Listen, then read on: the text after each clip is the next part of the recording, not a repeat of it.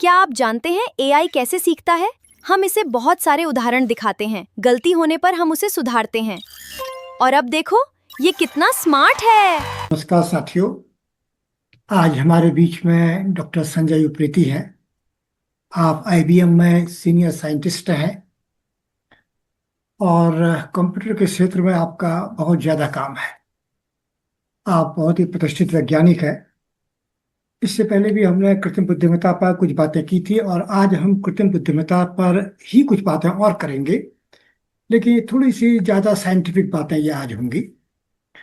और ये सभी बच्चों के लिए बड़ा आवश्यक है कि वो आजकल इन बातों को जानें कि ये जो कृत्रिम बुद्धिमत्ता है ये क्या चीज़ है, कैसे काम करती है, इसके लिए किन किन चीज़ों की आवश्यकता होती है। आप बच्चे जानते हैं कि ये जो चैट जीपीटी है, ये जो जनरेटिव प्री ट्रेन्ड ट्रांसफॉर्मर है, कि इसमें ये एक पूरा सिस्टम जो है अपने आप से कुछ कविता कर सकता है, कुछ लिख सकता है, कुछ गाइडेंस आपको दे सकता है। और इसको प्री ट्रेन्ड, पहले से इसको ट्रेंड किया हुआ है। और ये फिर इसके अलावा ये ट्रांसफॉर्मर भी कर रहा है कि सब वाक्यों के बीच में से अर्थ को भी निकाल के आपको उसके हिसाब से फिर पैटर्न को पकड़ के फिर आपको उत्तर देता है। तो भाई ये जो एआई है, इस पर एक नई बात हमारे समझ में आ रही है कि ये काफी एनर्जी को कंज्यूम करता है। तो आज हम डॉक्टर संजय से ये सब बातों पर विचार करेंगे। धन्यवाद, धन्यवाद डॉक्टर संजय, आप आए, आपका स्वागत है। धन्यवाद मनीष जी। ये अमेरिका में है। बहुत बहुत डॉक्टर संजय, जरा ये बताइए कि ये चैट जीपीटी क्या है और ये इसकी पूरी साइंस क्या है, इसके पीछे की कैसे ये काम करता है। हाँ तो चैट जीपीटी जैसे आपने बताया, जीपीटी का मतलब होता है चैट, तो पता ही है सबको, बातें करना। जैसे हम एक दूसरे से टेक्स्ट मैसेज भेजते हैं उसको चैटिंग बोलते हैं। पर जीपीटी का मतलब जैसे आपने कहा कि generative pre train transformer models हैं। इसमें तीन वर्ड्स हैं, जनरेटिव और प्री ट्रेन्ड और ट्रांसफॉर्मर्स। तो जनरेटिव क्या है? ये जनरेट कर रहा है चीज़ों को।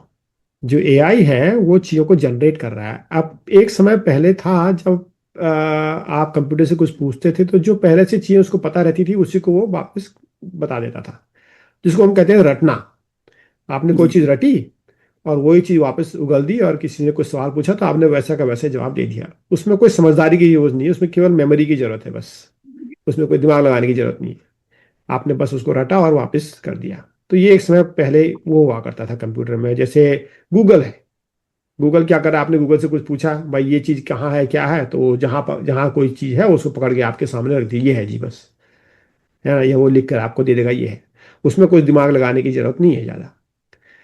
जनरेटिव का मतलब ये है कि अब ये खुद जनरेट कर रहा है अपनी वो इंफॉर्मेशन जो पहले कहीं अवेलेबल है ही नहीं।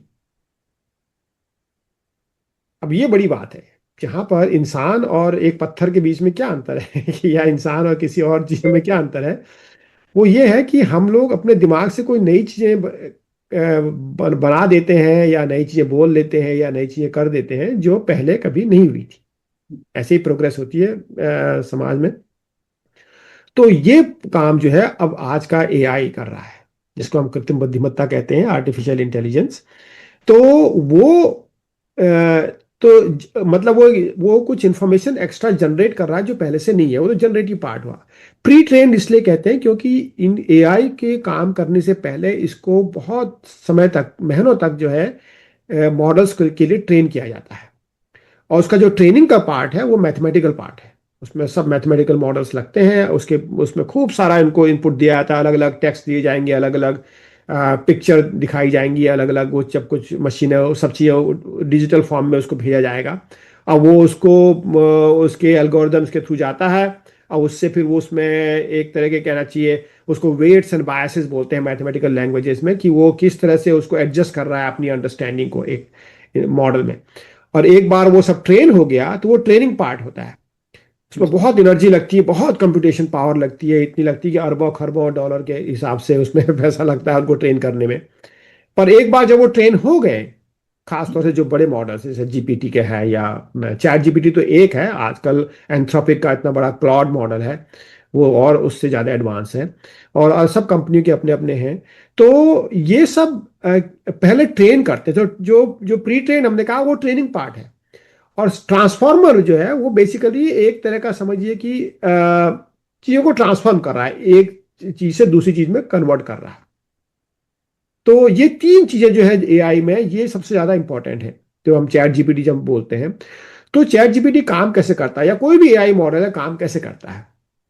तो हमारे पास तो क्या है, हमने भाई चैट जीपीटी में गए या कहीं भी गए, क्लाउड में गए, और हमने कहा टाइप करना शुरू कर दिया। तो उसके देखो कितने पार्ट्स हैं। पहली बात तो है कि वो मॉडल कैसे आया, वो जो इंटरफेस है उसको खाली वो नॉर्मल इंटरफेस है, उसको एपीआई बोलते हैं, या कोई भी एप्लीकेशन बोल देते हैं। वो तो कोई भी लिख देगा, बच्चा जिसको आजकल कंप्यूटर में कुछ वेबसाइट बनाना आता है, वो आपने वो लिख दिया। तो सबसे पहले क्या कर रहे हैं, आप कुछ टाइप कर रहे हैं।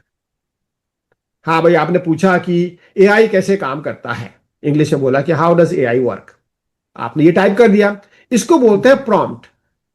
प्रॉम्प्ट इंजीनियरिंग एक अलग से एक फील्ड भी बन चुका है कि आप जिस तरह के सवाल पूछते हैं उसके हिसाब से आपका जो एआई है वो जवाब भी दे रहा है, और कभी कभी वो गलत जवाब देता है, फिर आपको उसको थोड़ा सा और मॉडिफाई करके पूछते हैं। जैसे आप किसी बच्चे को सिखाते हैं तो क्या करते हैं, पर बच्चे से पहले कुछ पूछा, उसने थोड़ा थोड़ा इधर उधर जवाब दिया, फिर उसको आप रास्ते में लाने के लिए थोड़ा दूसरे सवाल पूछ रहे हैं। बस समझिए कि ये एआई जो है वही बच्चा है जिसको आप उस दिशा में ले जा रहे हैं जहां आपको उससे एग्जैक्ट इंफॉर्मेशन मिले। यानी वो हमसे बार बार सीखने की कोशिश भी कर वो रहा है। सीखने की कोशिश कर रहा है। वो बेसिकली ये देख रहा है कि आप एग्जैक्टली क्या पूछना चाह रहे हैं, और मैं उसी हिसाब से मैं जवाब दूं बस। तो वो अच्छा होता क्या है कि कुछ लोगों में थोड़ा ये गलत धारणा रहती है आज के भी लोगों, क्योंकि जब हम कुछ भी टाइप कर रहे हैं, कुछ कर रहे हैं, तो एआई हमसे सीख रहा है। ऐसा नहीं है, वो एक्चुअली सीख पहले चुका है। जब वो मॉडल जिसको दिया गया था ट्रेनिंग के समय में, वो उसको सब सिखा दिया गया जो भी है। अब इसको जो जो कर रहा है, इसको कहते हैं इन्फ्रेंसिंग, इंफॉर्मेशन को निकालना। जो आपने कुछ पूछा, कैसे उसको इन्फर किया जाए उस ट्रेनिंग से। आप ट्रेनिंग मॉडल तो कुछ थे, और आपने जो नया डेटा दिया है इस पर वो एआई ने कभी देखा नहीं, वो ये सवाल कभी किसी ने पूछा ही नहीं। अब जो सवाल पहले किसी ने पूछा नहीं है उसका जवाब देना आसान नहीं है, क्योंकि अब आपको पहली बात तो उसको समझना है कि वो सवाल है क्या, और फिर वो जो जो मुझे पता है उसमें से वो किस जगह में ये सवाल का आंसर मिल सकता है। जैसे अच्छा, मैं आप। एक चीज जानना चाह रहा हाँ हूँ बोलिए। कि भाई कुछ चीज तो हमने उसको ट्रेन करा दिया, बिल्कुल। एआई को कुछ सिखा दिया, हाँ, और डेटा के जरिए ही सिखाया, डेटा दिया जैसे उसको ही सिखाया। सिखाते हैं, बिल्कुल। जो जो डेटा, आप नया डेटा उसके अंदर जा रहा है, जो कुछ भी हम उसका टेक्स्ट मैसेज भेज रहे हैं, कोई वीडियो डाल रहे हैं या कुछ और डॉक्यूमेंट्स डाल रहे हैं, उससे भी वो सीख रहा होगा। नहीं, सीखता अच्छा। नहीं है वो, अब वो सीख नहीं रहा है। आप अच्छा। कभी उसको नहीं सिखा सकते। उसको सिखाने वाले तो वही जो साइंटिस्ट और मैथमेटिशियन और इंजीनियर्स हैं, वो सिखा चुके हैं उसको। वो अच्छा। आपसे जो सीख नहीं रहा है, वो क्या कर रहा है, वो आपसे प्रॉम्प्ट ले रहा है। वो आपसे क्वेश्चन की दिशा ले रहा है, सवालों की दिशा ले रहा है कि आपको एग्जैक्टली जैसे कॉम्प्लेक्स चीजें हैं। हमको मान लिया कि कोई मैं किसी रिसर्च पे काम कर रहा हूं, और उसमें मेरे पास 50 क्वेश्चन है। पहले मैंने एक सवाल पूछा, फिर जैसा जवाब आया उसके हिसाब से मैंने अपना सवाल नेक्स्ट सवाल चेंज किया, फिर जो जवाब आया उसके हिसाब से नेक्स्ट सवाल चेंज किया, अनटिल मुझे वो फाइनल आंसर मिला, या जो मैं चाहता हूं फाइनल मुझे वो इंफॉर्मेशन मिली। तो वो मैं हम दोनों जो है अपने आंसर को और सवालों को एडजस्ट करते जा रहे हैं। पहले मैंने सवाल पूछा, जैसे चेस का गेम है, कैसे करते हैं, भाई मैंने चला, अब मेरे चलने के बाद वो दूसरा वाला देख रहा है कि यार ये यहां चला, तो अब मुझे ये करना है। अब क्योंकि उसने ये कर दिया तो अब मुझे जो है कुछ और करना है, अब उसको कुछ और करना है। तो वही चैट जीपीटी भी समझ देखता है कि चेस का गेम ही है कि आपने पहला सवाल पूछा, उसके हिसाब से उसको जो लगा। अब ये सवाल तो पहले किसी ने मान लिया कि नहीं पूछा था, अगर पहले से पूछा था तो इजी है, पर अगर नहीं पूछा था तो अब उसको जो चीजें पता है उसके हिसाब से उसने अपने हिसाब से कुछ आंसर दिया। 90% टाइम्स वो सक्सेसफुल भी रहता है, अच्छा सा आंसर आता है, क्योंकि उसको कॉन्टेक्स्ट पता होता है कि किस किस से रिलेटेड ये सवाल है। उसके हिसाब से उसने अपने बना करके सवाल का जवाब दे दिया। लेकिन अब आपको लगा कि नहीं है इसमें, इस सवाल में, इस आंसर में कुछ मजा नहीं आया। अब आप थोड़ा सा और तरह से, दूसरी तरह से सवाल को पूछ रहे हो, या उस सवाल को थोड़ा मॉडिफाई कर रहे हो, तो उसको कहते हैं नेक्स्ट प्रॉम्प्ट। आपने दूसरा प्रॉम्प्टिंग करी, तो फिर वो एआई जो है अब वो एडजस्ट करेगा अपने को। अब फिर उसने नया आंसर दिया, अब उसके बाद फिर आपने कहा कि नहीं इसमें भी थोड़ा सा मतलब हाँ लगभग सही हो रहा है, दिशा सही जा रही है, पर अभी पूरा ढंग का मुझे समझ में नहीं आया, तो मैं थोड़ा सा दो चार और चीजें पूछूं। तो अब आप फिर एडजस्ट कर रहे हैं, तो दोनों एडजस्ट कर रहे हैं, इसको बोलते हैं एक तरह का ऑप्टिमाइजेशन। हम भी ऑप्टिमाइज कर रहे हैं। ये चीज मैं आपसे पूछना चाह रहा हूँ कि भाई हाँ। बार बार वो अपने उत्तर को रिफॉर्म कर रहा है, बहुत ज्यादा रेक्टिफाई कर रहा है, हम्म। तो वो उसकी सीखने की प्रक्रिया कहाँ से हो रही है? तो जो वो उसके सीख रहा है, बार अपने को जो करेक्ट कर रहा है, वो कहाँ से हो रही है? हाँ, तो उसका क्या होता है कि कोई भी जो एआई मॉडल होता है ना, जैसे चैट जीपीटी कुछ भी है, इसका एक कहना चाहिए एक टोकन, इसको बोलते हैं टोकन, टोकन की लिमिट होती है कि एक जो सेशन है आपका, उस सेशन में तो वो मेमोरी वो रखता है, वो उतना सीख रहा है उस सेशन में। ठीक है। और जैसे मान लिया कि मैंने आधे घंटे तक मेरा डिस्कशन हुआ चैट जीपीटी से, तो उस आधे घंटे में आपसे कुछ थोड़ा सीख रहा है कि हाँ आप क्या चाह रहे हैं, उसको अपनी मेमोरी में रख रहा है कि भाई इसने पहला वाला सवाल ये पूछा था, अभी नेक्स्ट सवाल अब ये पूछ रहा है, तो वो उससे थोड़ा सीख रहा है, तो हल्का फुल्का बस। जो उसकी जो ट्रेनिंग है वो पहले हो चुकी है, अब वो इन सवालों को लेकर के थोड़ा बहुत एडजस्ट कर रहा है, बस हो गया, वो लोकली एडजस्ट कर रहा है। पर वो ऐसा अच्छा नहीं एक कि ऐसा नहीं कि अब उसके बाद मान लो कि आप मेरे बाद, अब मैंने अपना कंप्यूटर बंद कर दिया, या दूसरे कंप्यूटर में आप लगे हुए, मेरे बाद एक घंटे बाद आपने वो इस तरह के सवाल पूछे, उसको कुछ समझ में नहीं, उसको नहीं कुछ पता है कि संजय उप्रेती ने क्या पूछा, वो कोई सीखा नहीं कुछ, वो केवल मेरे सेशन में जो था, जो मेरे से डिस्कशन हुआ था, वो उसी सेशन के अंदर रहा। अब मेरे डिस्कशन के बाद मैंने कंप्यूटर बंद किया या अपना चैट जीपीटी का वो टैब हटा दिया, तो वो भी गायब हो गया बस। तो वो सेशन स्पेसिफिक होता है कि जितने क्षण के लिए आप वो काम कर रहे हैं, बस वो इंसानों में और मशीन में वहां पर वही अंतर है, क्योंकि इंसान का तो क्या, आपने एक बार जो चीजें बात हो गई वो आपके दिमाग में जिंदगी भर के लिए बैठ गई, जो भी हुआ मतलब जितने समय के लिए आपको चाहिए। लेकिन चैट जीपीटी में या कोई भी एआई मॉडल है, उनमें ऐसा नहीं कि आप उसको ट्रेन कर रहे हो, आप उसको अपने सेशन के लिए तो ट्रेन कर रहे हो, लेकिन किसी और के लिए आप ट्रेन नहीं कर रहे हो, कि जो दूसरा पूछेगा तो उसके वो अपनी तरह से कुछ सवाल पूछेगा, उसकी तरफ से कुछ आंसर आएगा, ये है। अच्छा, तो मैं ये जानना चाह रहा था कि भाई जो इतने डेटा वगैरह हम लगातार हमारे कंप्यूटर में जाते हैं, लोग अपने इतने रील्स डालते हैं, हाँ। अपने इतने डॉक्यूमेंट डालते हैं, इतने वीडियोस डालते हैं, इतने पावर पॉइंट डालते हैं, क्या उससे भी ये एआई कुछ सीखता है या नहीं सीखता? नहीं, उससे सीख नहीं रहा है, वो उससे केवल वो कॉन्टेक्स्ट ले रहा है। जैसे आपने कुछ इंफॉर्मेशन उसको दी, आपने कहा मैंने मैंने ये डॉक्यूमेंट है मेरा, इसके हिसाब से मेरे को कुछ एक समरी दो या कुछ भी दो, है ना, या ये कोई प्रेजेंट, ये पावर पॉइंट प्रेजेंटेशन है किसी का, 15 पेज का, 20 पेज का, जो भी है, अब मेरे को एक पेज की समरी चाहिए कि इसमें क्या क्या डिस्कशन हो रहा है। तो उसने उसको पढ़ा, सब कुछ किया, बेस्ड जो उसने पहले सीखा हुआ है ट्रेनिंग के समय में, वो उसके बेसिस पर आपको एक समरी वो बना के दे देगा कि ये है। नहीं, तो फिर इसमें गूगल में और इसमें क्या अंतर रहा? ये तो उसने पहले बार सीख लिया, वो तो उतना ही रहा, और उसके गूगल तो बाद कुछ उस सीखता ही सीखने नहीं है, के गूगल बाद ने गूगल आप इसको समरी में नहीं कर सकते, गूगल समरी नहीं देगा। गूगल तो आपको पावर पॉइंट वापस आपको दे देगा, ये लो भाई तुम्हारा पावर पॉइंट है 15 पेज का हाँ है, 15। ठीक है, वो तो लाके हमको बता देगा। वो तो आपको कहेगा ये है, आपने सर्च किया कि वो कहाँ है, वो कहेगा ये है तुम्हारा डॉक्यूमेंट। ठीक है। अब उसमें 200 पेज है तो 200 पेज तुम पढ़ो, मैं क्यों पढ़ूं। मेरा लेकिन एआई में हम्म, ये है कि आप कह सकते हैं कि भाई इसमें 200 पेज है, मेरे को एक पेज की समरी चाहिए कि इस 200 पेज में क्या इसका सार है, वो सार जो है वो एआई देगा। अच्छा, वो तो उसको पढ़ेगा जरूर, मतलब आप एआई इसको स्कैन करेगा, और जो पहले से ट्रेनिंग उसको मिल चुकी है, जो नॉलेज मिल चुकी है एआई को, इसीलिए तो अलग अलग एआई की अलग अलग कैपेबिलिटीज होती हैं, अलग अलग वर्जन की अलग अलग कैपेबिलिटीज होती है, तो जिस तरह से वो ट्रेन किया गया है उसके हिसाब से आपको वो आंसर मिलेगा। आप उसको ट्रेन नहीं कर रहे हैं, ये गलत नहीं धारणा, हम नहीं हम हम ट्रेन नहीं ट्रेंड कर नहीं रहे हैं कर इसको रहे। ना। नहीं, मैं ये कहना चाह रहा हूँ, जैसे हम हाँ। ट्रेंड नहीं कर रहे हैं, हाँ। लेकिन वो इंफॉर्मेशन जो पूरे नेट में आ रही है, क्या उसका फायदा उठाता है नहीं उठाता है? नहीं, वो यानी जो वो नेक्स्ट वर्जन उनका आएगा, वो दोबारा वो इंटरनेट, वो जो नेट से देंगे, जो एक्स्ट्रा इंफॉर्मेशन कुछ होगी, वो अपने आप वो लोग ट्रेन करेंगे। पर मैं कुछ डिसाइड नहीं कर सकता हूं कि उसमें मेरी इंफॉर्मेशन जाएगी या नहीं जाएगी, वो तो उनको डिसाइड करना है, जो लोग इनको जिनका ये है मॉडल, जैसे चैट जीपीटी का है, तो ओपन एआई का है चैट जीपीटी, तो ओपन एआई कंपनी जो है, जब वो अपने नेक्स्ट वर्जन ऑफ मॉडल्स लेके आएंगे, तो उसमें देखेंगे कि अब ऐसी कौन सी नई चीजें हैं जो हमको पहले से पता नहीं है, क्योंकि इंटरनेट में तो बहुत कुछ होता है, गार्बेज भी होता है, सब कुछ होता है, उसमें बहुत सारा काम होता है, क्यूरेशन करना पड़ता है डेटा को मतलब उसमें से उल्टी सीधी बातें हटाना, सही इंपॉर्टेंट चीजों को देखना, वो कोई इतना बड़ा काम है, वही कोई कम काम थोड़ी है। तो आपको मतलब उसमें तभी तो आपका एक अच्छा मॉडल आएगा। नहीं तो पता चला मॉडल में सब फेक चीजें भी आ रही हैं, अच्छी चीजें भी आ रही हैं, सभी कुछ आ रही है। बिल्कुल बिल्कुल, क्योंकि जी हाँ।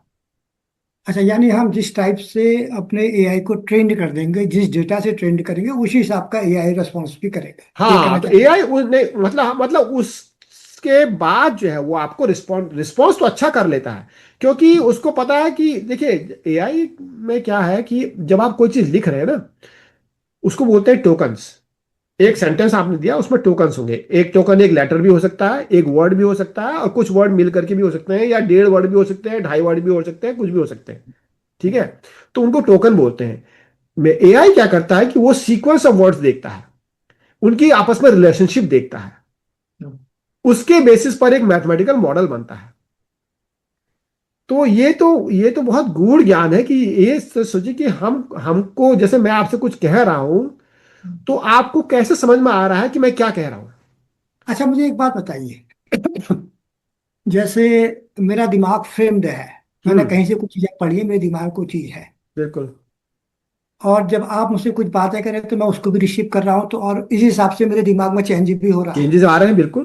चेंज आ रहा है। तो लेकिन क्या एआई के साथ भी ऐसी बातें हैं या नहीं है? नहीं है, बस बस यही अंतर है। ओके। अंतर ओके। इंसान में और एआई में बस यही है कि जैसे मैंने आपसे ये कहा ना, जो भी मैं आपसे बात कर रहा हूं, कुछ चीज आपको पता है, कुछ चीज नया ज्ञान मिला, जो भी मिला आपने अपने दिमाग में रख लिया। अब ये आपके दिमाग में कुछ समय तक रहेगा, जब तक आपको इंटरेस्ट हो, जो भी हो। आपने 1 महीने बाद, 2 महीने बाद किसी से बात करी, तो आप भी डिस्कस करेंगे, तो ये ज्ञान हो सकता है उसमें डिस्कशन में कहीं यूज हो। आप उनसे कह सकते हैं भाई हमारी संजय उपाध्याय से बात हुई थी, उन्होंने ऐसा कहा था, तो आपके पास वो है, आप ट्रेन हो चुके हैं उसके लिए।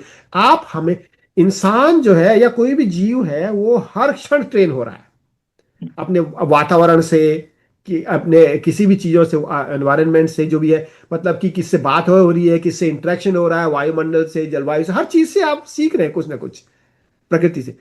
एआई में ऐसा नहीं है। एआई को तो आपने एक बार ट्रेन कर दिया, अब वो सीख नहीं रहा है, अब वो आपको बस, आप उससे सवाल पूछ रहे हैं, वो जवाब दे रहा है। तो एक तरह से देखना चाहे उस हिसाब से वो बहुत बहुत दूर है इंसान और उसमें, मतलब जीवन और मशीन, अच्छा। बहुत अच्छा। अंतर है। अच्छा, जो मैं आपकी बातों से समझ रहा हूँ कि वो, कि हम जिस तरह के डेटा से एआई को ट्रेंड करेंगे, उतना सटीक वो एआई काम भी करेगा। जिस हाँ, हिसाब का बस। डेटा होगा उसी हिसाब का उसके रेस्पॉन्सेज भी बिल्कुल होंगे। बिल्कुल, वो बहुत अगर जरूरी है कि डेटा बड़ा ट्रेनिंग एक्यूरेट किस तरह की होंगे हुई। तो उसके रेस्पॉन्स बहुत एक्यूरेट होंगे, अगर डेटा मीडियम कैटेगरी के होंगे तो उसके बिल्कुल रेस्पॉन्सेज भी मीडियम कैटेगरी के बिल्कुल होंगे, बिल्कुल। और जिस हिसाब का डेटा होगा उस हिसाब से उसके रेस्पॉन्सेज भी होंगे। हाँ हाँ। अच्छा। इसीलिए जो है, इसीलिए इनकी ट्रेनिंग में बहुत ज्यादा एनर्जी लगती है, बहुत ज्यादा, मतलब वो लगता है कंप्यूटिंग पावर लगती है बहुत ही ज्यादा। क्योंकि पूरी दुनिया भर के डेटा आपको इकट्ठा करके सब, और उसको क्यूरेट करके, उसको सफाई करके डेटा की, मतलब मतलब गलत डेटा हटाओ, सही डाटा रखो, उसके बाद फिर ट्रेन करो। मैथमेटिकल मॉडल्स होते हैं, उसमें ऑप्टिमाइजेशन प्रॉब्लम चलती जा रही, फाइनली जो मॉडल आपको बना, अब लगा कि भाई हाँ, ये मॉडल जो है अब ये हर तरह के जवाब आराम से दे दे रहा है। ज्ञान अच्छा है। जब अच्छा, बहुत बढ़िया। तो आप जरा ये बताइए कि इसको ट्रेन करने का तरीका क्या है, थोड़ी सी तो हाँ एग्जैक्ट तरीके से मोटा मोटा बताइए तो कैसे हाँ, तो इसको। उसका जो है मतलब इस तरह सोचिए कि सबसे पहले तो होता क्या है कि आप जब कोई ट्रेन करते हैं किसी भी एआई को, तो उसके पीछे एक एल्गोरिदम होती है, मैथमेटिकल मॉडल एल्गोरिदम, उसको बोलते हैं एएनएन, आर्टिफिशियल न्यूरल नेटवर्क। तो न्यूरल नेटवर्क टेक्निक्स हैं, न्यूरल नेटवर्क की बहुत सारी अलग अलग टेक्निकें हैं, कन्वोल्यूशन न्यूरल नेटवर्क्स हैं, सीएनएन है, एएनएन, मतलब बहुत सारे अलग अलग हैं, वो तो सब एक एक्सपर्ट के लेवल की बातें हो गई। पर बेसिकली क्या है, ये मैथमेटिकल एल्गोरिदम्स हैं। तो एल्गोरिदम क्या करती है, जैसे मान लिया आपने उसको एक कोई भी वर्ड दिया या कोई सेंटेंस दिया, तो वो क्या कर रहा है, पहली बात तो उसको हर लेटर समझना है कि ये लेटर क्या है। उसमें आपका कॉमा भी होगा, फुल स्टॉप भी होगा, ये स्पेस भी होगा, हाइफन होगा, कोई भी चीज, हर हर तरह के जो अक्षर होते हैं या जो जगह होती है, सब कुछ है। फिर वो क्या करता है कि वो देखता है कि इस लेटर के बाद ये वर्ड आने की क्या प्रोबेबिलिटी है। जैसे दिस है, THIS, दिस वर्ड है ना। अब दिस बहुत जगह यूज होता है, एक बार एक बुक में आप देखें पहले पेज में तो 25 बार दिस आएगा या दैट आएगा या इज आएगा, ठीक है कि नहीं। इसका मतलब कि एस की प्रोबेबिलिटी आई के बाद बहुत ज्यादा है आने के। ठीक हो गया। तो वो क्या कर रहा है कि इन प्रोबेबिलिटीज को नोट करते जा रहा है। जो ट्रेनिंग हो रही है उसमें क्या हो रहा है, बस ये प्रोबेबिलिटीज नोट होती जा रही है कि इस लेटर के बाद ये वर्ड आता है, उसके बाद ये स्पेस आने के चांसेस ज्यादा हैं। डिपेंड करता है कि क्या उसके पीछे क्या क्या वर्ड्स थे। जरूरी नहीं कि टी एच के बाद आई एस ही आए, टी एच आई एस ही जाए, ऐसा नहीं है। टी एच के बाद ए एन के भी आ सकता है, थैंक थैंक भी एक वर्ड है। टी एच के आगे बाद ए टी भी आ सकता है, दैट। तो अब सवाल यह है कि इसके जब टी एच आया कि उसके बाद आई एस आएगा या ए टी आएगा या ए एन के आएगा, वो डिपेंड करता है कि उससे पहले क्या क्या वर्ड्स थे। तो वो उनकी भी थोड़ा मेमोरी रखता है। तो वो सब चीजें जो है ये आपस में एक दूसरे से लिंक्ड है। इनको वेक्टर डायग्राम बोलते हैं, एक तरह का वेक्टर लिंकेज। तो इनका फिर उसमें भी ये वेक्टर अर्थमेटिक मैट्रिक्स ऑपरेशंस होते हैं बेसिकली इसमें अंदर से। तो उसके हिसाब से एक प्रोबेबिलिटी का मैप बनाता है कि अगर ये कॉन्टेक्स्ट है, अगर पीछे ये वर्ड्स आए हैं, तो चांसेस ये है कि जो नेक्स्ट वर्ड का अगर 2 लेटर आपने बताए तो मैं बता सकता हूं कि तीसरा लेटर क्या होगा। कभी कभी आप टाइप करते हैं तो आप देखते हैं कि वो खुद फिल कर रहा है आगे से, करता है नहीं करते, ये वो तो बड़ा इसीलिए कर मुश्किल रहा है काम है। क्योंकि हाँ, ये तो वाकई बहुत मुश्किल काम है। बड़ा मुश्किल मुश्किल काम और तो है, काफी बिल्कुल मेहनत का काम लग रहा है ये तो। बिल्कुल। भाई टीएच के बाद तो आईएस भी आएगा, ईआरई भी आएगा, ईआर भी थैंक्स भी आएगा, बड़ा बिल्कुल बहुत सारा। ईआईआर भी आएगा, कुछ भी आ सकता है। तो बाप रे, ये तो बड़ा मुश्किल काम है। वही तो तो यानी वो इसको डिपेंड करता है कि ट्रेंड करने में तो उसके पीछे की क्या, अगर शुरुआत ही वहां से कर रहे हैं तब तो कोई भी चीज आ सकती है, फिर तो रैंडम अच्छा चीज है। मुझे एक बात बताइए कि जैसे सपोज करें मुझे दिस वर्ड को ही उसको ट्रेंड करना है, हम्म। तो कितना समय लग जाएगा? मोटा मोटा करने में काफी समय लग जाएगा लगता है। एआई कभी भी एक सिंगल वर्ड को ट्रेन नहीं करता कभी। हम्म, एआई हमेशा कॉन्टेक्स्ट को ट्रेन करता है। अच्छा। क्योंकि खाली दिस को ट्रेन करने में कोई, वो तो खाली कैरेक्टर रिकॉग्निशन है, वो तो बड़े आराम से हो जाएगा। आजकल तो कैरेक्टर रिकॉग्निशन फट से हो जाती है, बहुत सिंपल से एल्गोरिथम से। लेकिन किसी भी इस वाक्य में यहां पर दिस होगा या दैट होगा या कोई दियर होगा या थैंक होगा, कुछ होगा, उसको पूरा कॉन्टेक्स्ट चाहिए। उससे पहले क्या क्या वो शब्द थे, है ना। तब जाके वो देगा कि हाँ भाई ये शब्द जो है अभी दिस होने वाला है, ये शब्द दैट नहीं हो सकता। जैसे मान लो उसने कहा कि पहले आपने कहा कि आई हैव ए पेंसिल, हम्म, और फिर उसके बाद कहा कि दिस इज गुड, मान लो आपने कहा। तो वहां पर अब आई है पेंसिल के बाद थैंक इज गुड नहीं होगा या दियर इज गुड नहीं होगा, this hmm, is good make sense. समझ। अब उसने देखा है कि क्योंकि आई है पेंसिल बोल दिया गया है, तो उसके बाद चांसेस दिस के ज्यादा हैं, दैट के कम है। और समथिंग, ऐसा नहीं कि दैट नहीं हो सकता उसके बाद मैं कोई और चीज के बारे में बात कर रहा हूं। मैं कह सकता हूं कि दैट इज अ कैट, पर चांसेस कम है क्योंकि पहले मैंने कुछ और चीज कही है, तो चांस इसके ज्यादा है बस।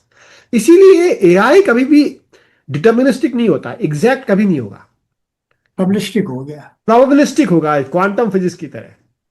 ये तो वाकई में उसके अलावा कोई तरीका ही नहीं है। और प्रॉपर्टी देखा के अलावा जाए कोई तो तरीका ही हम नहीं है। भी हम भी इंसान भी प्रोबेबिलिस्टिक ही होता है, डिटर्मिनिस्टिक कोई नहीं होता।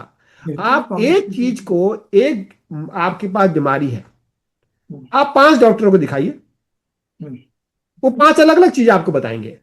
डायग्नोसिस मोटा मोटा एक जैसा ही होगा, पर 5 अलग अलग तरीके से बताएंगे चीजों को। क्यों? क्योंकि कोई उसमें कोई एक डेफिनेटिव चीज नहीं है, सब्जेक्टिव है। तो एआई भी इस तरह का ही है कि आपको जो है आंसर हमेशा प्रोबेबिलिस्टिक मिलेगा। अच्छा मुझे ये बताइए कि बाय द वे मुझे एक सेव को लेकर उसको ट्रेंड करना है, ये सेव है दिखाना है, तो हाँ। क्या क्या प्रोसेस होगी जरा बताइए तो तो। उसका, हाँ, उसकी प्रोसेस क्या होती है, उसको बोलते हैं इमेज रिकॉग्निशन प्रोसेस। ये जो टेक्निक है, ये भले ही जो एआई जिसमें हम लोग यूज करते हैं उसमें इमेज का काम नहीं होता, पर उसके लिए अलग से है। जो मान लो कि हमको दिखाना है कि ये सेव है, इसको ट्रेन करना है, तो क्या करेंगे हम कि पहली बात तो इमेज जो उसका एक डिजिटल आपने फोटोग्राफ लिया, फिर उस फोटोग्राफ को ग्रिड में कन्वर्ट करते हैं। ग्रिड में मतलब इस तरह का एक मैट्रिक्स टाइप का, ठीक है। तो उसमें कहीं पर इस पे सफेद जगह होगी, बीच में एप्पल के पूरे उसकी बाउंड्री होगी, उसमें एक उसका एक डंठल भी निकली होगी। फिर एप्पल का अलग से रंग होता है, उसका अलग से शेप होता है। फिर उसको आपको अलग अलग तरीके से उसको दिखाना है कि एप्पल ऐसे बैठ भी सकता है, ऐसे भी हो सकता है, वैसे भी हो सकता है। उसको अलग अलग डायरेक्शन से आप उसको उसकी फोटो उसको भेजते रहिए। फिर उसको जब ये अपनी ये न्यूरल नेटवर्क एल्गोरिदम के थ्रू जाता है, तो आगे जाकर के एंड में तो वो फिर आप उसको बताते हैं कि वह अगर ये चीजें आए तो इसका मतलब होगा एप्पल। पहली बात और आपको बताना कई पड़ेगा, तरह के शुरू में एप्पल तो आपको दिखाने बताना पड़ेंगे। पड़ेगा। हाँ। अच्छा, एक बात है, कई तरह के एप्पल भी दिखाने पड़ेंगे। हाँ, बहुत तरह के एप्पल आपको दिखाने पड़ेंगे। बहुत तरह के एप्पल दिखा, और बहुत पोजीशन में दिखाने पड़ेंगे। ऊपर से दिखाएंगे एप्पल को, साइड से दिखाएंगे, पेड़ में लटके हुए दिखाएंगे, दुकान में बास्केट में दिखाएंगे कि इस तरह से भी एप्पल, बहुत सारे एप्पल भी ऐसे भी होते हैं। एक आदमी के हाथ में एप्पल हो, कोई मुंह में आधा खाया हुआ एप्पल भी दिखाएंगे। सब तरह के एप्पल दिखाएंगे, सड़े हुए एप्पल भी दिखाएंगे। ये तो बहुत ही मेहनत का काम। ये बिल्कुल। तो बहुत ज्यादा मेहनत का काम लग तो रहा आप है। सोचिए कि मतलब हम जो है इंसान जब बचपन से सीखता है तो कितनी मेहनत दिमाग में लग रही है हर चीज को सोच। हमको तो कोई प्रॉब्लम नहीं होती, हमको तो ये सेव कहीं भी दिख जाता है, कूड़े में भी दिखावा दिख जाता है। हाँ, लेकिन मैं तो हैरान हूँ इन वैज्ञानिकों को देख के कि जो बिल्कुल। एक सेव को ट्रेन करने में एआई को कितना टाइम दे रहे कितना हैं। टाइम लगता होगा, बिल्कुल। अच्छा, ये एक छोटी सी चीज है, अब ऐसी हर चीज को ट्रेन करना है। जी। अब बिल्ली अच्छा, का, ये जानवर को बताइए। ट्रेन करना है, बिल्ली है। अब बिल्कुल। भाई, बिल्लियों का लाखों तरह की बिल्लियां होती हैं, अलग अलग शेप की, अलग अलग फेस, किसी में बाल ज्यादा, किसी में कुछ कम। कोई इधर को देख रही है, कोई उधर को देख रही है, कोई पीछे बैठी है, कोई जंप कर रही है, कोई सांप खा रही है, कोई किसी से लड़ रही है। आपको हर सिचुएशन को दिखा करके उसको दिखाना है कि भाई पहले इन सब से ट्रेन हो जाए, अब हम आपसे सवाल पूछेंगे कि ये बिल्ली है कि नहीं है। कहीं बिल्ली की केवल नाक इतना हिस्सा दिखेगा बस, अब बताओ ये बिल्ली है कि कुछ और है। अच्छा, जो मैं आपकी बातों से समझ रहा हूँ कि भाई जब इतना ज्यादा समय हमको एक छोटी छोटी चीजों को ट्रेन करने में लग रहा है एआई को, तो इसका मतलब एआई का जो सिस्टम उसको लगातार काम करना है, और लगातार काम करेगा तो बहुत ज्यादा एनर्जी निकलेगी। बहुत एनर्जी निकलेगी। उसमें तो उसके जो चिप्स हैं वो भी गल सकती हैं अगर इतनी एनर्जी बिल्कुल। निकलेगी। और क्या, उसके लिए बिल्कुल। तो हमको बहुत ही टेम्परेचर को कंट्रोल करना पड़ेगा। तो हाँ तो कैसे करते हैं आप सभी चीजें? हाँ, तो उसका देखिए, एआई के लिए जो चिप यूज होती है, जैसे कंप्यूटर में नॉर्मल आपके सीपीयू लगता है, सेंट्रल जी। प्रोसेसिंग यूनिट बोलते हैं, जो सारे कैलकुलेशन करता है। जी।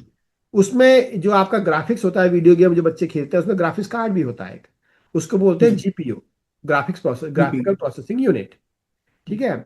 वैसे ही एक आजकल एक नई चिप बनी है, उनको बोलते हैं AIU, artificial intelligent unit, AIU होती है। फिर कुछ होता है क्यूपीयू, क्वांटम प्रोसेसिंग यूनिट, जो क्वांटम कंप्यूटर के लिए बनती है। तो ये चार तरह के यू जो है, यूनिट्स जो होती हैं, उनको ध्यान में रखना चाहिए। तो एआई में क्या है कि जन आज के समय में मोस्टली जीपीयू यूज होता है, क्योंकि वो जनरली अवेलेबल है सबको। और एआईयू कुछ कुछ कंपनियां अपने अपने बना रही है, वो प्योरली इसी काम के पर्पस के लिए और किसी और पर्पस के लिए नहीं है। तो जो जीपीयू है वो सीपीयू की तुलना में काफी तेज काम करता होगा, काफी आ, ज्यादा काम करता होगा। हाँ, जीपीयू की थोड़ा एडवांटेज ये है कि जीपीयू काम पैरेलल करता है, और जीपीयू। जीपीयू एक स्पेसिफिक काम ही करता है सब, जैसे सीपीयू तो सब कुछ काम कर लेता है। ठीक है। मतलब इस तरह समझिए कि एक जनरल चीज है और एक स्पेसिफिक चीज है। तो जीपीयू स्पेसिफिकली तो बहुत फास्ट काम करता है एक अपने काम में, लेकिन सीपीयू जो है वो बहुत सारे काम एक तरह के कर लेता है जो जीपीयू नहीं कर पाता है। पर जीपीयू जो काम करता है वो बहुत ही स्पीड से करता है। है ना, मतलब कि 1000 टाइम्स फास्टर समझिए। अच्छा, मतलब जीपीयू जो है सीपीयू की तुलना में काफी एडवांस है बहुत और एडवांस, काफी हाँ, तेज मतलब काम है। इस पर्पस के लिए केवल। जी। हाँ, आपको सीपीयू की जरूरत भी तब भी पड़ेगी, क्योंकि जी। आपको और चीज भी करनी है, खाली खाली यही कैलकुलेशन नहीं करनी है। जो मैथमेटिकल कैलकुलेशन है उसके लिए आपको जरूरत है, पर बाकी चीजों के लिए नहीं है। तो डॉक्टर सिंह जी, ये बताइए कि इतने टेम्परेचर को आप कैसे कंट्रोल करते हैं जब इतना लगातार काम हो रहा है आपका, कितना ज्यादा एनर्जी इसमें कंज्यूम हो रही होगी? हाँ, तो यही तो सबसे बड़ी बात है। तो एआई में क्या सबसे एक बहुत बड़ी मुश्किल ये पड़ गई है कि जो इनके ट्रेनिंग में, जैसे आपने देखा कि बहुत मुश्किल होता है एक एक छोटी छोटी चीज को ट्रेन करना, और हमको तो पूरी दुनिया की चीजें ट्रेन करनी है। तो उसको ट्रेनिंग में समझिए कि गीगावाट्स की एनर्जी लगती है, और महीनों तक लगती है। ऐसा भी नहीं कि एक दिन के लिए हो गया, ऐसा महीनों तक। तो इतनी एनर्जी लग रही है, गीगावाट तो समझिए कि 1 गीगावाट आपका 1000 मेगावाट हुआ समझिए। तो और वो महीनों तक आपका उतनी एनर्जी चाहिए उनको ट्रेन करने के लिए। उसमें क्या है कि सीपीयू जो जीपीयूज हैं, जो भी आपके ग्राफिकल प्रोसेसिंग यूनिट है, जो जिनमें ये सब एल्गोरिदम्स रन कर रही हैं, वो एक एक जीपीयू आजकल, जैसे एनवीडिया का जीपीयू है ब्लैकवेल, लगभग 1200 वाट का वो जीपीयू है। उसकी कूलिंग में ही आपको उसमें बहुत ही एडवांस टेक्नोलॉजी लगती है उसकी कूलिंग करने में। उसके ऊपर अलग अलग लेयर होती हैं जो क्योंकि आपको हीट वहां से बाहर निकालनी है। तो पहली बात तो आप उसको रन करने के लिए एनर्जी चाहिए, फिर वो जो गर्म हो रहा है उसको ठंडा करने के लिए एनर्जी चाहिए एसी के लिए। उस एसी मतलब अरबों खरबों डॉलर में तो उसके ही बिल आता है उसको ठंडा करने का, उसको रन करने के लिए अलग से उसका वो आता है। तो ये सब चीजें एक साथ, यही सबसे बड़ी समस्या हो गई एआई में कि जो इसका एनर्जी यूसेज है, एनर्जी कंजम्पशन है, वो इतना ज्यादा हो चुका है कि वो लगभग समझिए कि असंभव हो गया आगे आगे जाके ट्रेन करना, क्योंकि जो और चीज को ट्रेन करेंगे उसके लिए और ज्यादा एनर्जी की जरूरत पड़ेगी। तो बड़ी बड़ी बिल्कुल। कंपनियां जो है आपके ये सब अपने अपने पावर प्लांट, कोई न्यूक्लियर पावर प्लांट बना रहे हैं, कोई कुछ बना रहे हैं कि भाई हमको एआई को ट्रेन करना है। तो इसके ये जो जहाँ पर ट्रेनिंग के आपका सेटअप होता है, ये कहाँ कहाँ दुनिया में कहाँ कहाँ पर होते हैं, ये इनके कहाँ डेटा कहाँ पर सेंटर्स होते हैं? हैं, मतलब यूएस में भी काफ़ी जगह है, टेक्सास में है, मतलब और बहुत सारे स्टेट्स में, यहाँ तो खैर यूएस में बहुत स्टेट्स में है। इंडिया में शायद हैदराबाद में बन रहा है उनका, काफ़ी बड़ा गूगल का बन रहा है अपना ये डेटा सेंटर्स, ये सब डेटा सेंटर्स में आता है। तो अच्छा। उसमें उसमें आपका मेमोरी भी चाहिए, स्टोरेज भी चाहिए बहुत सारा। तभी तो मेमोरी कंपनी जो है आजकल इतने एडवांस, मतलब इतनी उनके स्टॉक इतने बढ़ गए क्योंकि मेमोरी की बहुत ज़रूरत है। साथ में आपको ये कंप्यूटेशन की ज़रूरत है, तो सब जीपीयू कंपनी जो है वो बनाती हैं, जो ये सब बनाती है, एएमडी है, एनवीडिया है, ये कंपनियां कहाँ से कहाँ पहुंच गई हैं। इसीलिए क्योंकि भाई इनकी सबसे ज़्यादा डिमांड है आजकल इन प्रोसेसर्स की। तो एक हिसाब से तो काफी कार्बन एमिशन इससे हो रहा है। बिल्कुल बहुत भयंकर तो कार्बन एमिशन हो रहा बिल्कुल है। करनी तो चाहिए उसके ये। लिए तो आने वाले समय में क्या होगा कि अब ये इस बारे में बहुत सोचा जा रहा है सबको, पूरे इंडस्ट्री में यही सबसे बड़ी समस्या है कि ये बहुत जल्दी ज्यादा देर टिकने वाला है नहीं। इतनी ज्यादा एनर्जी हो रही है इसकी यूज कि क्या क्या करें। किसी का प्लान हो रहा है कि स्पेस में इसको ले जाए, वहां गर्मी हो तो कार यहाँ ज्यादा गर्मी ना हो, लेकिन पर ठंडा करने के लिए तब भी आपको चाहिए, क्योंकि हीट ट्रांसपोर्ट एक बहुत इंपॉर्टेंट फील्ड है इंजीनियरिंग में। हीट ट्रांसपोर्ट जिसमें थर्मोडायनेमिक्स यहाँ यूज होती है। तो कैसे आप फटाफट हीट को निकाल के उसमें अंतरिक्ष में फेंके या कहीं भी फेंके, तो उस पे भी काम चल रहा है। इलॉन मस्क का काम है कि हम डेटा सेंटर को स्पेस में बनाएं, पर आपको वहां भी एनर्जी चाहिए, वहां भी कूलिंग सिस्टम चाहिए, सब वहां तो ना पानी है ना कुछ हवा है ना कुछ है तो आप वहां कैसे करेंगे। तो उस पर भी काम चल रहा है। लेकिन अब ये क्वांटम कंप्यूटर जब आने लग जाएंगे जैसे आजकल बन रहे हैं, और अब जब एक बार ये थोड़ा और सोफिस्टिकेटेड हो जाएंगे, क्वांटम कंप्यूटर का सबसे बड़ा फायदा यह है कि कुछ कामों के लिए एआई का ये क्वांटम कंप्यूटर बहुत पावरफुल होता है। और जैसे जीपीयू मैंने कहा कि पैरेलल काम करता है, क्वांटम कंप्यूटर भी पैरेलल काम करता है। ऑप्टिमाइजेशन के लिए क्वांटम कंप्यूटर बहुत अच्छे एक कंप्यूटर है। सबसे बड़ी बात क्वांटम कंप्यूटर्स की ये है कि उसमें एनर्जी कंजम्पशन जीपीयू के हिसाब से कुछ भी नहीं है, ना के बराबर समझिए। तो उस वो सबसे बड़ा फायदा हो कि आप कैसे ही मॉडल ट्रेन कर लो, उसमें एनर्जी का ज्यादा यूज नहीं होने वाला है। तो भविष्य में मुझे ये लगता है, अभी तो समय बताएगा, मुझे लगता है कि क्वांटम कंप्यूटर जो है वो एआई के बैक एंड में होंगे, के पीछे होंगे, जो ये सब ट्रेन करेंगे। काफी पार्ट जो हैवी लोड है वो क्वांटम कंप्यूटर लेंगे, कम लोड जो है बाकी तरह के जीपीयूज और सीपीयूज और ए आई यूज ये लोग लेंगे, और इस तरह से एनर्जी का थोड़ा सा वो कम होगा कंजम्पशन। तो बहुत ही रोचक जानकारी आपने दी डॉक्टर संजय, और कई बिल्कुल। काफी डाउट्स आपने क्लियर किए। हाँ नहीं नहीं, तो और क्या। मुझे लग रहा है कि ये बच्चों को भी बड़ा फायदा होगा इन चीजों को जान के। और क्या। ये नहीं, इस इतने पे तो एक्सपर्ट बिल्कुल आदमी से लंबे कोई कुछ डिस्कशन सीखते हो हैं। सकते हैं कहीं बैठ करके, काफी कुछ सवाल जवाब हो तो ज्यादा अच्छा रहता है। पर हाँ। है बड़ा इंटरेस्टिंग एरिया। तो ठीक है, बच्चे बातें करेंगे आपसे। बिल्कुल। तो चलिए। ये तो बच्चों का सौभाग्य होता है कि आप उस व्यक्ति से बात कर रहे हैं जो वही काम को कर रहा। ये तो बहुत हाँ बड़ी बात है। तो बहुत बहुत धन्यवाद डॉक्टर संजय, आपने समय निकाला। बिल्कुल, धन्यवाद। हाँ धन्यवाद डॉक्टर संजय, चलिए मिलते नमस्कार। हैं, हाँ ओके, नमस्कार।